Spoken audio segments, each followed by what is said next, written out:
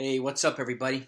I hope you're doing well. So, I've been doing a lot of videos on the best trade fits for certain players, and I just started doing the best fits in free agency. I've done DJ Lemahieu in my last video, and I will be doing more. But I want to sneak in a video here there's a lot of chatter going on right now, and aside from the Mets brought in James McCann, the Braves made a couple of signings, the White Sox made an acquisition, the Dodgers made a minimal trade. So there's been a little activity since free agency started and since the winter meetings happened and blah blah blah. But the big fish are still on the market, and generally they stay on there until not only when the market starts heating up, and usually it does after the holidays, but I think there are also a lot of folks are waiting to see what the baseball season is going to look like, because the players union, they want 160 games, 162, and some of the owners and some of the other folks want 120, 130. So until teams figure out what's going to be, whether there's going to be no fans or minimal fans or whatever, and I heard that they're pushing for the season to start maybe May. On a little bit of a shorter season. So personally, I think 120 game season with minimal fans or gradually increasing fans throughout the year until the vaccine is available for everybody, at least, is probably the most ideal scenario. But I get, the union wants to maximize money and the teams want to maximize money and minimize their losses and stuff I get all that stuff. So, there's going to be a lot of teams. I think some of the free agents market is going to be slow until that stuff has been decided and all that stuff, and it hasn't happened yet. So, and I get it's incredibly frustrating. But the chatter I want to talk about today is, what are the Yankees doing? Why are they not what the hell? Folks want to know, what the hell are they doing? Why are they not signing people and so on and so forth? So, I've been thinking about this, and I'm a diehard Yankee fan. So, but I'll also be the first to admit that we've been spoiled for decades.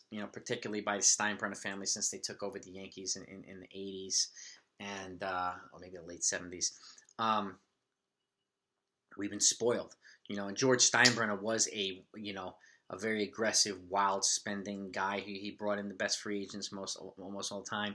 But he also traded away a lot of the top prospects to get some of the top other players. And, so he did what he needed to do to try to win a championship every year. And, they won a lot. They won more than everybody else did, okay? But the problem is, it in my opinion, it doing that kind of set our farm development back. And and I get to, being good every year means you get a lower pick in the draft for every round and so on and so forth. So the top picks go to the other teams. So they have an advantage in terms of the draft. But developing players as well is where the Yankees have been kind of behind some of the teams. And aside from the Jeter, Rivera, Pettit, and Mariano, aside from a handful of players, the Yankees have been behind a lot of the other teams in terms of farm player development and getting a lot of guys to the major leagues and have a lot of the top prospects in the major leagues. So, they have some guys, in the farm, from Severino and Sanchez and, some guys like that. Some Judge. But aside from that, look around the league, they're kind of behind in terms of that. So, and in terms of player development and stuff like that, they've been hit a little bit, and I get it too. There's a lot of folks who just don't want to hear that. The Yankees are worth $4 billion. They should be able to get whoever they want. But keep in mind too, that just getting the most expensive players and the top-ranked players who will be the most expensive players doesn't guarantee success. Okay, when they brought in AJ Burnett, Mark Teixeira, and CC Sabathia right before the 2009 season. And they spent, $500 million to bring all three of them in. Yes, they won the championship in 2009, but that was the last time they won. Okay, and Burnett wound up just, being traded. Teixeira's contract was solid, and so was Sabathia's. And they performed for the most part. But Burnett just didn't pan out, unfortunately. So it didn't guarantee anything more than anything. It didn't guarantee anything. They were lucky to win that championship in 2009. So, and that's been the drought. But keep in mind, too, the Dodgers have spent, ever since they were acquired, too, they've spent wildly. And aside from winning in 2020, and in my opinion, that trade for Mookie Betts and David Price was the one that really put them over the top. They haven't won a title in 30 years. So spending wildly doesn't guarantee anything. If the players don't stay healthy, you're not developing young players to complement some of the older guys or some of the more expensive guys. There's no guarantee. There's no long-term recipe for success. Okay? And that's where the Dodgers have been really good. They've been developing young players, and they're a team that has one of the highest payrolls and one of the top 5 farm system. That's an accomplishment. It's quite a feat, okay? And I think the Yankees need to get back to that point. Yes, their farm has been knocked down a little bit because some guys have been graduated to the majors. I get that, so that's part of it. But I think it's important to keep perspective. Now, I get impatient too as a Yankee fan. We all want to know what they're doing with DJ Lemahieu. Okay, why have they not signed him yet, given him what he wants? Well, he's not 26. He's 32. Yes, he's been the best player on the Yankees for the past 2 years. Okay, hands down, and the team MVP, and top 5 in the league MVP for both years. So I get it. He's earned the right to get a contract, a big one. But keep it in mind too, the financial situation. Yes, and we have to acknowledge they lost a ton of money this past year. So did a bunch of other teams. But we also have to acknowledge that the Yankees pay more in revenue sharing than any other team by a mile. Okay, upwards of $100 million. Okay, and they also pay the luxury tax. Yes, they reset at the end of 2018. So last year, in 2019, they paid like $6 million. Last year, they back up to $25 million in luxury tax. So, and they pay. That's over $100 million out of their profits just for both of those. That's aside from the payroll. Okay, so I get how Steinbrenner's mandate to get under $210 million. But I also get, the other side where we just want to know what's going on. But keep in mind, too, Brian Cashman's stealth. It's kind of weird because there are times where we don't think he's going to do anything and he strikes.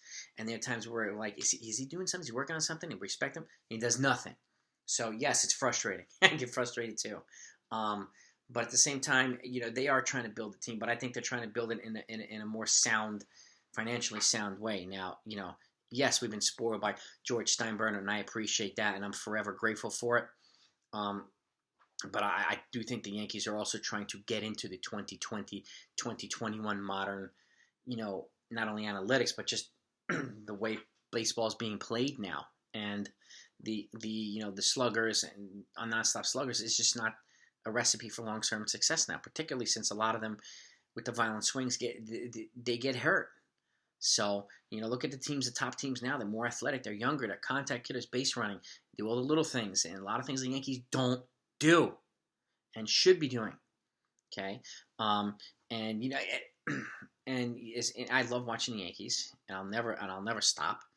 And I do think that they need to get, I do think a Francisco Lindor trade is a smart idea, particularly because they need a lefty contact hitter to balance the lineup. I do think they can probably re-sign DJ and trade for Lindor by offsetting some payroll. They might be able to luxury tax, but they do have more money coming back off the books over the next couple of years as well. And a lot of folks don't even remember, Jacoby Ellsbury's been on. He hasn't played a freaking game in like 4 years or 3 years, and he's been on the payroll. Now he's off, so thankfully, and they're not paying this guy $23 million a year anymore. So, as well as a bunch of other players. Well, they had almost $90 million come off the books in 2020. So, all those things, I think it's important just to keep them all in perspective. Yes, the Mets made moves. They brought in James McCann. They're making some smart moves, so they have an aggressive owner who wants to win. So, and yes, us Yankee fans are competitive, and we love our team, and we want them to do the same thing. Yeah, do I want them to bring in two relievers and a starter? And yeah, but do I think it's going to happen? Probably not. I think they have the ability to do it, but again, I'm not the one paying out $100+ million in revenue sharing and luxury tax. These guys are. So, as much as I like to speak for them or speak for their payroll, I just can't. Neither can any of us. So, just trying to play devil's advocate. Look at the fans' perspective, which I get it, and trying to look on their end as well. So, it's kind of a double-edged sword. And I know Brian Cashman has one of the toughest jobs in sports, and some people just want him to be replaced. But replacing him is not going to guarantee anything. The guy's got 5 rings in 22 years. So he averages one every just under 5 years. That's pretty good. Okay? Yes, Boston's won, I think 3 or 4 of them in the last 20 years as well. Okay. All right. But the Astros won. The Giants a couple. Dodgers won.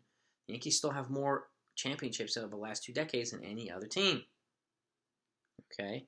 Or last 25 years, I should say, than any other team. So, keeping that in perspective too is important. So, anyway, sorry for the rant, but there's been a lot of chatter, and I've seen a lot of videos recently of people just bashing the Yankees, and people comment on these videos as well. And I appreciate everybody's feedback. I think it's important to just try to keep perspective, even if we don't want to, because the reality is usually never what we want it to be, even in terms of GMs making moves and stuff like that, and even trade proposals teams always this past year. Robbie Ray and Taijuan Walker, they both went to the Blue Jays for minimal prospects. The GMs were asking the Yankees for their top prospects for these guys. And I'm thinking to myself, did you not take your crazy pills today? Did you take your did you not take your meds? What planet do you spend most of your time on? Where it's okay for the Yankees to give up their top prospects, but other teams to give up their minimal prospects. So yes, it's a point of frustration for a lot of Yankee fans. I hate that. And then, the trades that I propose, I try to keep them as balanced as possible. And I know people want me to look at MLBTradeValues.com. I have looked at it, okay?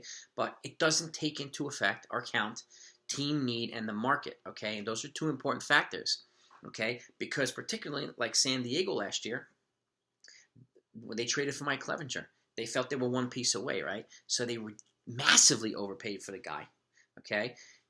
That value is nowhere in that website. So GMs do not use these websites to negotiate. As much as I appreciate everybody's insight into that, I get it. It's a reputable website, but those types of things, if a team feels like they're one player away, they are going to massively overpay for somebody. It's just the reality. That's the way it's always been. It's the way it's always going to be. Okay, you're not going to be able to get a Francisco Lindor for Miguel Andujar and a pitching prospect. It's not going to happen. Never. Okay, it's just not. Okay, and the other day somebody proposed Luke Voit, Miguel Andujar, and a top pitching prospect to the Pirates for Josh Bell. He doesn't represent, and I like Josh Bell, but he doesn't represent an upgrade over Luke Voit now. So why would you give up Voit, Andujar, and a prospect for him? Are you insane? So those types of trades, yeah. But then some people think I'm insane with some of the trade proposals, and that's totally fine. Okay, totally fine. If you have a better proposal, put it forward. Okay, so just put a better proposal forward, and if it is better, I'll acknowledge it. Okay, but just so a lot of things like that, and yes, it garners a lot of opinions from people on both sides, and so on and so forth. So, and it gets people excited and frustrated. We're all passionate baseball fans. We love our team, and that's great. Okay, and Yankee fans are very intense, very passionate, very just diehard fans. So. We're kind of like, mock GMs. We play GM all year. Why are the Yankees not doing this? Why haven't they done this? Well, they can't always do it. Okay? Not everybody wants to come to the Yankees either. There have been players like Greg Maddux who have taken less money instead of coming to the Yankees. Ken Griffey Jr. taking less money instead of coming to the Yankees. It happens. Not everybody wants to come here. Not everybody wants to take Yankee money. So that's another reality that we have to face, and I get it. And not everybody's made for this place. I mean, the media and the press here and the fans here are relentless. So I get that. I get it. As a former season ticket holder, I've seen it all the time. So, and I'm just as passionate as everybody else is when it comes to the Yankees. But I also think it's important to keep perspective, which is why I try to, at least in my videos, try to keep everything as balanced and non-biased as possible. Yes, some folks think it might be biased because their team might be overpaying, but keep in mind, teams that overpay, at least in my proposals, are dealing from a position of surplus. Excuse me. So if their infield is already set for years, they can overpay with a high prospect infielder instead of somewhere else. And any trade proposal, I do look at teams' needs and I try to put the package together based on teams' needs, not a website. None of that stuff, okay? I go by teams' needs and what the market bears and so on and so forth. I try to keep it as humanly realistic as possible. So, with that, give me your insights. I want to know what you think, you know, and I get it. Like, people wondering, what the fuck, you know, why haven't they signed DJ yet? Okay. You know, and my nightmare scenario is, what if they, you know, obviously he's putting himself, he's going to start talking, entertaining offers from other teams. That's just how free agency goes, okay? You know, the agents and players want a lot. The teams want to give less. It's just, that's negotiating 101, okay? So, of course, he's going to entertain offers from other teams, because that can drive up his price, too, from his current team. It's just part of it. So, you know, I know he wants 5 years, at least $100 million. The Yankees are at 4 years, just under 80. I get it. And so they're a little bit of a ways away. Do I think he'll probably eventually wind up with the Yankees? Yes, but my fear is, what if he gets a knockout offer from somebody that goes, and the Yankees haven't addressed any of the other needs, and then some of the guys they wanted to bring in are also gone in free agency.